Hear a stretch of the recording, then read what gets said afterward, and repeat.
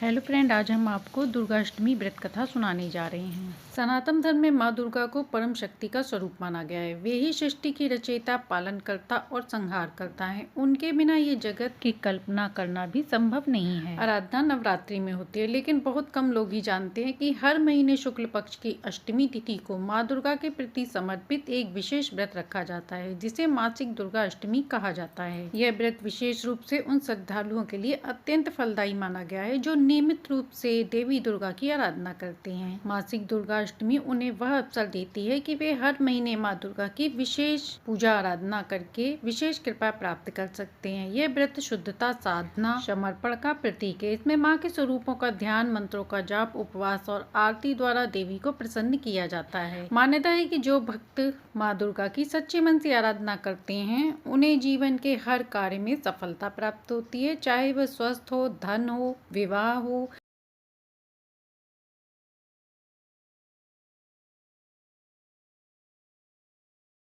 या शत्रुओं पर विजय प्राप्त करना हो। भारतीय संस्कृति में मासिक व्रतों का विशेष महत्व है। जैसे एक वृक्ष को फल देने के लिए नियमित रूप से जल और देखभाल की आवश्यकता होती है, वैसे ही आत्मा की उन्नति के लिए यह मासिक व्रत एक निरंतर साधना का माध्यम बनता है। यह न केवल मन और मस्तिष्क को एकाग्र करता है, बल्कि हमें देवी के प्रति भक्ति और श्रद्धा से भी जोड़ता है। मासिक दुर्गा अष्टमी केवल एक व्रत नहीं, एक आध्यात्मिक अनुशासन है जो भक्त को माँ दुर्गा की अनंत शक्ति का अनुभव कराता है। यह वह दिन होता है जब भक्तगण माता के चरणों में अपनी समस्या, दुख और अभाव समर्पित करते हैं और बदले में माँ उन्हें आशीर्वाद, संबल देती है। जिन घरों में नियमित रूप से यह व्रत किया जाता है, वहाँ सुख, शांति, समृद्धि और सौभाग्य का स्वतः ही आवास रहता है। पौराणिक ग्रंथों में भी बताया गया है, माता ने कहा है कि जो भक्त हर महीने की शुक्ल पक्ष की अष्टमी को मेरा व्रत करता है, मैं उसे तीनों लोकों में कभी भय नहीं होने देती। इस व्रत को करने से घर की नकारात्मकता ऊर्जा समाप्त होती है। यह व्रत विशेषकर स्त्रियों के लिए बहुत फलदायी माना गया है। सावन मास में पड़ने से दुर्गाष्टमी का और विशेष महत्व हो जाता है। जिस प्रकार सावन मास में शिव जी की आराधना का विशेष महत्व है, उसी प्रकार दुर्गा अष्टमी यानी माता गौरी की आराधना का भी विशेष महत्व हो जाता है। इनकी आराधना से ही शिव जी प्रसन्न होते हैं, क्योंकि यही शक्ति और यही दुर्गा का रूप है। जो महिलाएं इस दिन व्रत करती हैं, उन्हें सौभाग्यवती होने का वरदान मिलता है। उनके पति और संतान दीर्घायु रहकर सुखी रहते हैं।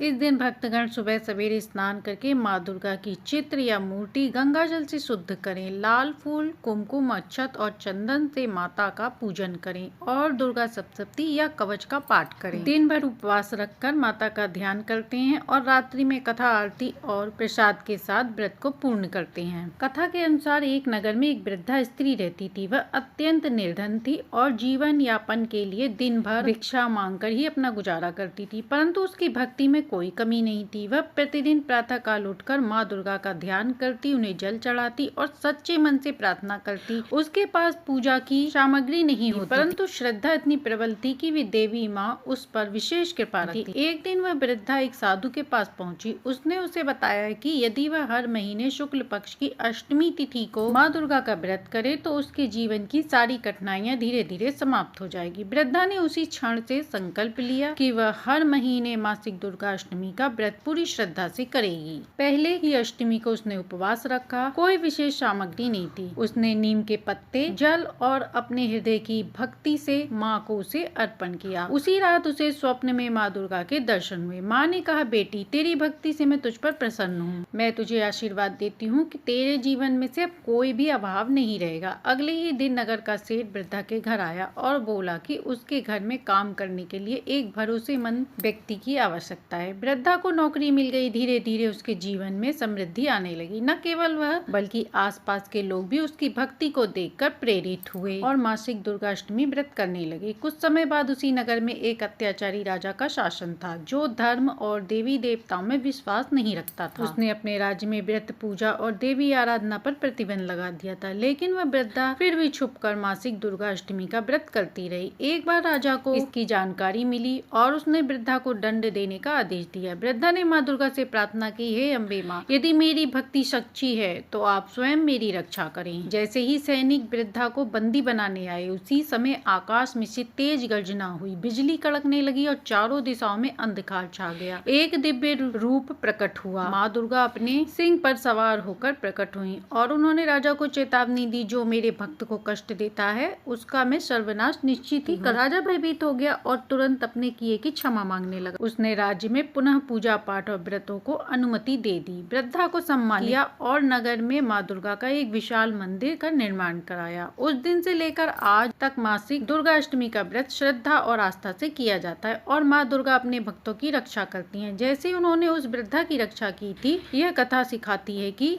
संसाधन हो या ना हो, यदि सच्ची श्रद्धा हो तो देवी अवश्य प्रसन्न होती हैं और जब माँ प्रसन्न होती हैं तो असंभव को संभव में बदल देती हैं। पौराणिक मान्यता के अनुसार प्राचीन काल में असुर दंभ और महिषासुर नाम के एक पुत्र की प्राप्ति हुई थी, जिसके भीतर बचपन से ही अमर होने की प्रबल इच्छा थी। अपनी इसी इच्छा की पूर्ति के लिए उसने अमर होने का वरदान हासिल करने के लिए ब्रह्मा जी की घोर तपस्या की। महिषासुर द्वारा की गई इस कठोर तपस्या से ब्रह्मा जी प्रसन्न हुए और उसे मनचाहा वरदान दे दिया। महिषासुर द्वारा कठोर तपस्या से ब्रह्मा जी प्रसन्न हुए। ऐसे में महिषासुर, जो सिर्फ अमर होना चाहता था, उसने ब्रह्मा जी से वरदान मांगते हुए खुद को अमर करने के लिए बाधित कर दिया। परंतु ब्रह्मा जी ने महिषासुर को अमरता का वरदान देने की बात ये कहते हुए टाल दी कि जन्म के बाद मृत्यु, मृत्यु के बाद जन्म निश्चित है, इसलिए अमरता जैसी कोई चीज, कोई बात का अस्तित्व नहीं है। इसके बाद ब्रह्मा जी की बात सुनकर महिषासुर ने एक अन्य वरदान मांगने की इच्छा जताई और कहा कि ठीक है, हे स्वामी, यदि मृत्यु होना तय है तो मुझे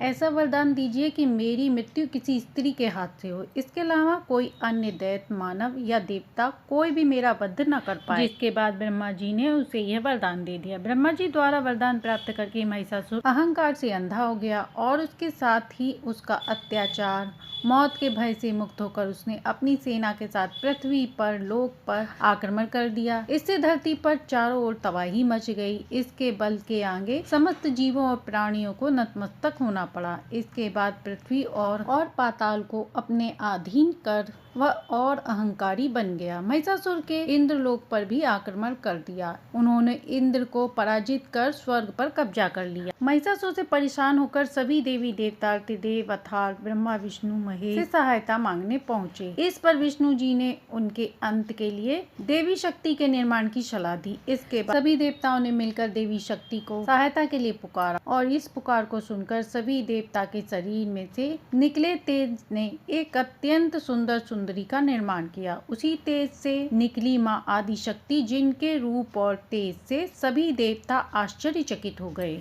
त्रिदेवों की मदद से निमित्त हुई देवी दुर्गा को हिमवान ने सवारी के लिए सिंह दिया और इसी प्रकार वहां मौजूद सभी देवताओं ने भी मां को अपने अपने अस्त्र शस्त्र सौंपे। इस तरह स्वर्ग में देवी दुर्गा को इस समस्या हेतु तैयार किया गया। माना जाता है कि देवी का अत्यंत सुंदर रूप देखकर महिषासुर उनके प्रति आकर्षित होने लगा और उसने अपने एक दूत के जरिए देवी माँ को विवाह प्रस्ताव पहुँचाया। अहंकारी महिषासुर की इस इच्छा से और इस हरकत से देवी को अत्यधिक क्रोध आया, जिसके बाद माँ ने महिषासुर को युद्ध के लिए ललकारा। माँ दुर्गा से युद्ध की ललकार सुनकर ब्रह्मा जी से मिले वरदान के अहंकार से अंधे हो चुके महिषासुर युद्ध के लिए तैयार हो गया। इस युद्ध में एक एक करके महिषासुर की संपूर्ण सेना का माँ दुर्गा ने विनाश कर दिया। इस दौरान माना जाता है कि ये युद्ध पूरे 9 दिन तक चला, जिस दौरान असुरों के सम्राट महिषासुर ने विभिन्न रूप धरकर माँ को छलने की कई बार कोशिश की, लेकिन उसकी सभी कोशिश नाकाम रही और देवी भगवती ने अपने चक्र से महिषासुर का सिर काटते हुए उसका वध कर दिया। अतः इस तरह देवी भगवती के हाथों से महिषासुर की मृत्यु हो गई। माना जाता है कि जिस दिन माँ भगवती ने स्वर्ग लोक, पृथ्वी लोक, पाताल लोक को महिषासुर के पापों से मुक्ति दिलाई, उस दिन से ही दुर्गा अष्टमी का पर्व प्रारंभ हो गया। मासिक दुर्गा अष्टमी व्रत की पूजा विधि अत्यंत सरल और शुद्ध मन से की जाने वाली होती है। इस दिन व्रती को ब्रह्म मुहूर्त में उठकर स्नान करना चाहिए और स्वच्छ वस्त्र धारण करनी चाहिए। यदि संभव हो तो लाल या पीले वस्त्र पहने, क्योंकि माँ को ये रंग अत्यंत प्रिय है। इसके बाद पूजा घर को गंगा जल से स्वच्छ करें। माँ दुर्गा की प्रतिमा में चित्र या चौकी पर रख लाल वस्त्र बिछाकर स्थापित करें। अब दीपक जलाएं और सामने बैठकर आंखें बंद करके माता का ध्यान करें। मन ही मन माता से प्रार्थना करें, हे जगत जननी, मैं आपकी शरण में आई हूँ, कृपया मेरी पूजा स्वीकार करें। फिर माता को अक्षत, कुमकुम, चावल, चंदन, फूल, विशेष रूप से लाल फूल,